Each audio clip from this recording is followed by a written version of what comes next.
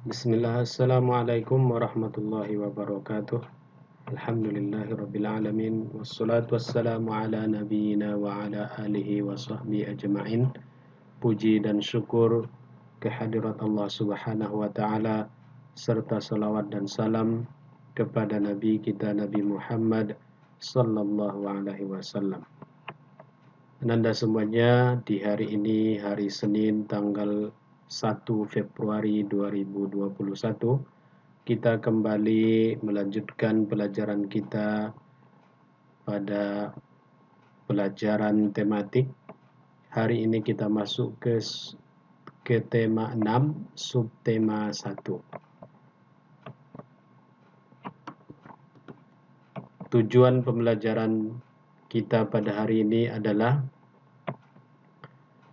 untuk bahasa Indonesianya memahami berbagai sumber energi, perubahan bentuk energi, dan sumber energi alternatif.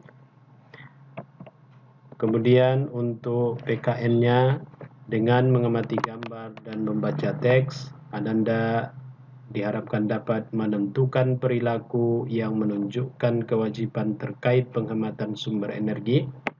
Dan untuk matematikanya, melalui materi hubungan antar satuan waktu, Ananda diharapkan dapat menentukan mana peristiwa yang lebih lama dan mana peristiwa yang lebih singkat.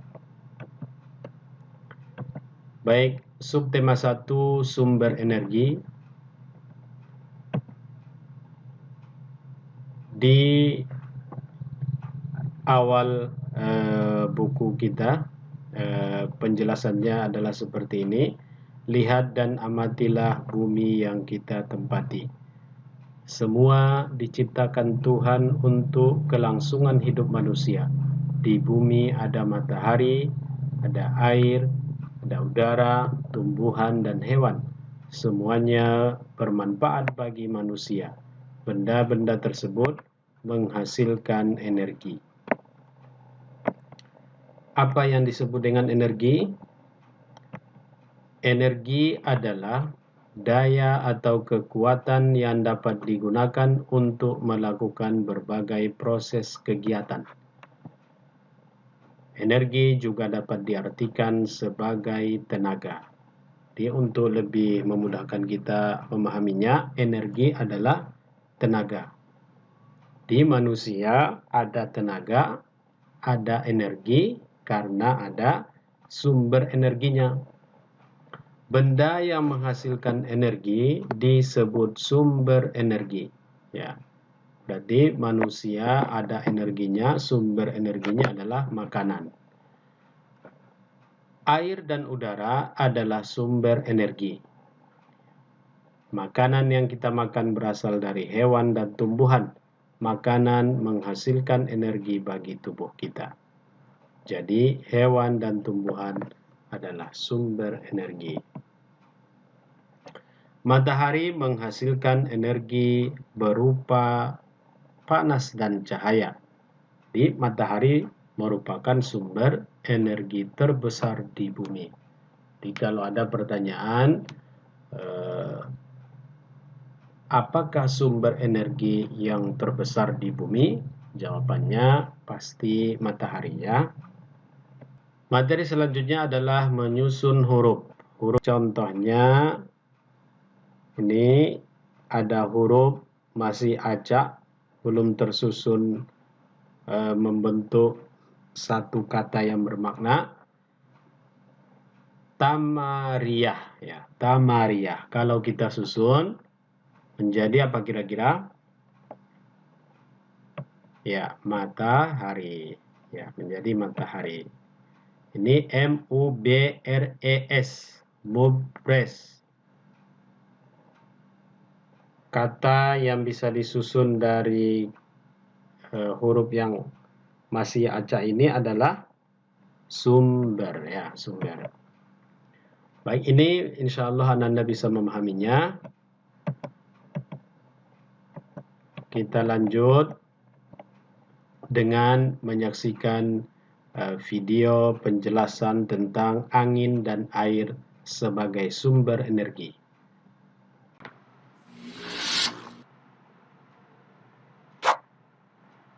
Angin sebagai sumber energi listrik. Angin. Angin merupakan gerakan udara yang terjadi karena perbedaan tekanan. Energi gerak dari angin dapat diubah menjadi energi listrik dengan alat yang menyerupai baling-baling besar. Saat baling-baling berputar karena terkena angin, maka turbin yang terhubung dengan generator akan ikut berputar. Generator akan menghasilkan listrik, kemudian dialirkan melalui kabel-kabel listrik untuk digunakan.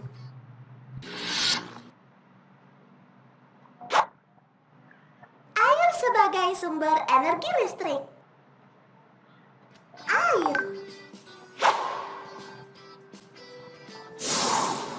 Seperti kita tahu bahwa air mengalir dari tempat yang tinggi ke tempat yang rendah.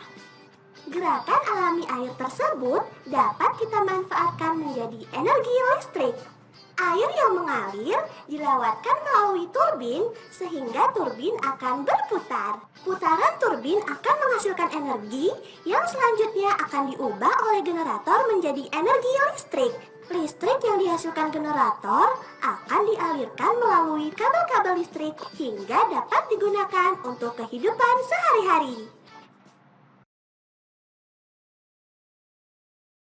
Ya, kita lanjutkan untuk materi PKN. Perhatikan gambar-gambar berikut. Tentukan perilaku yang menunjukkan kewajiban menghemat air. Ya, dari gambar ini bisa kita lihat nih. Nah, coba yang kedua ini dulu. Ini ada seorang anak yang menggosok gigi atau menyikat gigi, tapi airnya dibiarkan terbuka. Ya, mengalir ke mana-mana. Berarti ini bukan contoh perilaku yang menunjukkan menghemat air. Sama yang di sampingnya juga main-main air. Ya, airnya terbuang-buang. Yang di atas ini adalah perilaku yang menunjukkan kewajiban menghemat air. Kenapa? Karena airnya di bak sudah penuh, lalu dia pun menutupnya. Ya, baik. Insyaallah paham ya, kita lanjut.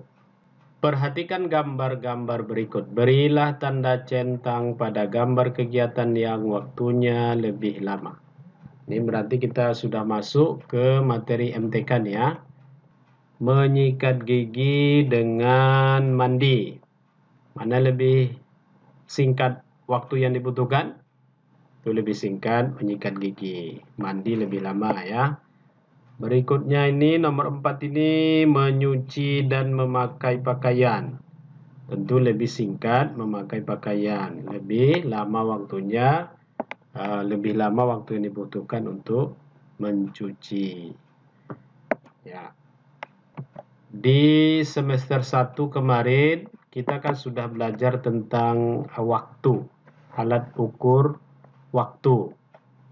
Nah, karena di sini ada dibahas juga tentang lama kegiatan, maka kita ulang lagi sedikit tentang alat ukur waktu yaitu jam. Ini jamnya menunjukkan pukul 11 ya. Jarum pendek menunjuk angka 11, jarum panjang menunjuk angka 12. Kalau setelah jam atau pukul 11 tepat yang di atas ini 15 menit setelahnya, gambar jamnya menjadi seperti ini. Angka 3 ditunjukkan oleh jarum panjangnya. Tadi di sini di angka 12. Sekarang di angka 3 karena lewat 15. 15 menit setelah pukul 11 tepat.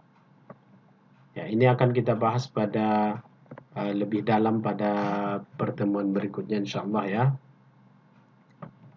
Kita lanjut, ini jamnya kita skip dulu. Pada kesempatan ini kita akan mempelajari satuan waktu, tahun, bulan, pekan, dan hari. Ya. Adapun satuan jam, menit, dan detik akan kita pelajari pada kesempatan yang lain. Yang pertama, 1 tahun sama dengan 12 bulan. Oh, ini 12 nih, kurang angka satunya ya, 12. 1 tahun sama dengan 12 bulan. Berikutnya, 1 bulan terdiri dari 28 hingga 31 ya. Kurang lagi ini angkanya. 1 bulan terdiri atas 28 hingga 31 hari. Kenapa ada yang 31, ada yang 28? Karena tergantung bulannya. Kayak sekarang bulan Februari itu hanya sampai 28 dan sekali 4 tahun bisa 29. Ya. Kalau sekarang 28. Januari 31. Makanya ini ada yang 31. Berikutnya ada 7 hari dalam satu pekan. 7 hari dalam satu pekan, yaitu Senin, Selasa, Rabu, Kamis, Jumat, dan ini Ahad nih maksudnya ya, Minggu, Ahad. Yaitu Ahad, Senin, Selasa, Rabu, Kamis, Jumat, dan Sabtu. 7 hari juga disebut sepekan. 1 bulan terdiri dari 4 pekan atau lebih, bergantung jumlah hari pada bulannya. Seperti yang dijelaskan di atas tadi. Jika dalam 1 bulan ada 28 hari, berarti sebulan sama dengan 4 pekan. Jika dalam 1 bulan ada 30 hari, berarti sebulan sama dengan 4 pekan 2 hari. Ya. Nah, kalau sudah hafal itu, kita bisa melengkapi tabel ini. Misalnya tadi 1 tahun adalah 12 bulan. Kalau 5 tahun berarti berapa bulan? Berarti 5 dikali 12. 60 bulan. Begitu juga yang lainnya. 5 minggu atau 5 pekan sama dengan berapa hari? 1 pekannya ada 7 tadi. Berarti kalau 5 pekan atau 5 minggu, 5 dikali 7. 35 hari. Ya, begitu seterusnya.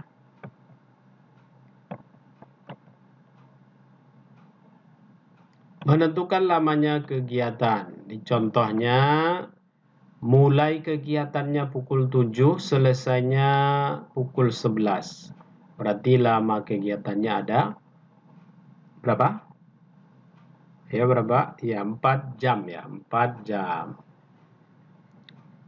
Bulan Januari mulai kegiatannya, selesai kegiatannya bulan Oktober. Berapa bulan tuh? Udah hafal nama-nama bulan ya? Ya, mulai Januari sampai Desember hafal.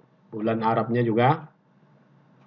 Ya, ini coba dihitung sendiri, tapi bukan tugas untuk dikumpulkan ya.